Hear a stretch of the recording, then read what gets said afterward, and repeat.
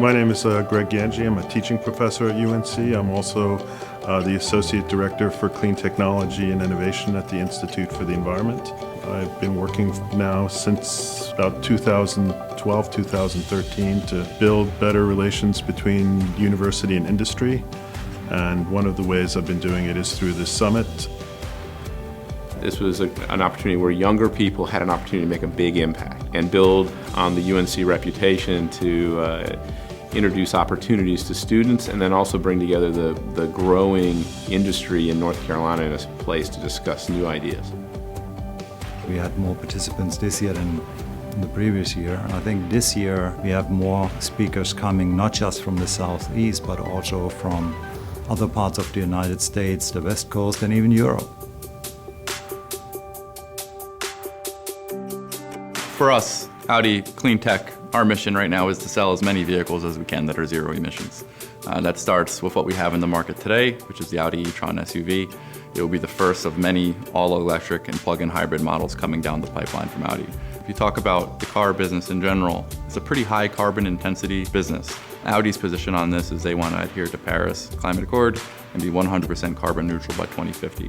That's the objective. The investment behind it is measured well into the billions. That's our contribution to clean tech.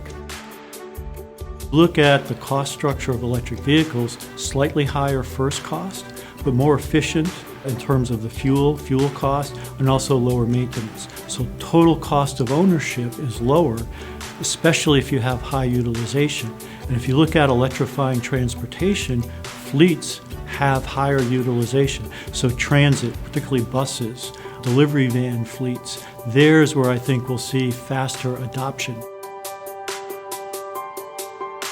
And circular agriculture is all about connecting agriculture, nature and food in a valuable way. It's a form of sustainable agriculture, it's nature inclusive, the cycle of subsistence is closed. This means that subsistence that disappear from a certain area, which is logical because you're producing food and then it leaves the farm, but it should also return to that area. So a circular agriculture looks at the whole system, Earth, to provide the food for our human being. Blue tech has to do with any type of technology and innovation tied to the ocean. We're less D, more R.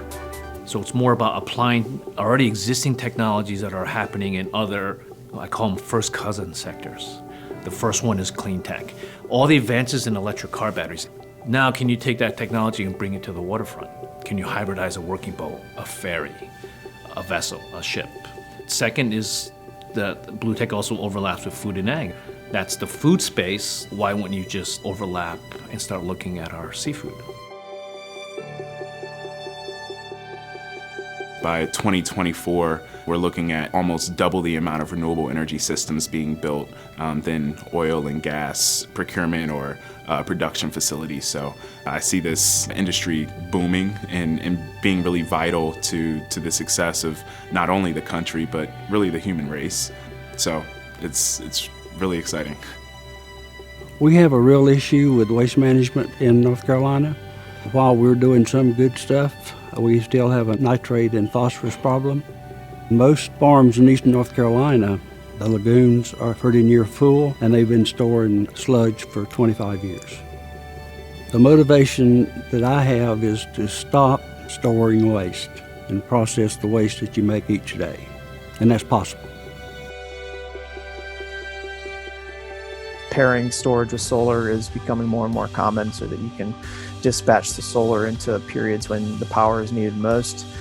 And most projects we think are going to have storage on them going forward. You can also do the same thing with wind and hydro facilities. So as pricing has come down for energy storage, there's been more and more interest in doing that. And so we've got a pipeline of projects, about 15 or 16 projects now in states like Massachusetts and South Carolina and Alabama and Hawaii and New York, among others. And the interest is just growing and growing in the applications, and the pricing continues to get better.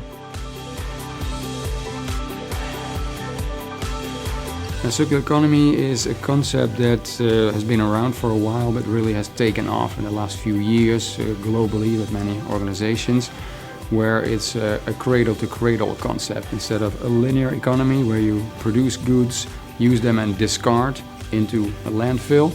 You really try to recover material and energy and recreate products with waste products, closing a loop, being more efficient with global resources as a society.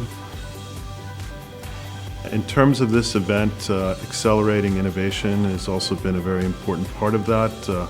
We're really happy that this year Strata is going to give the first innovation prize, but we're looking at models that can help us go further.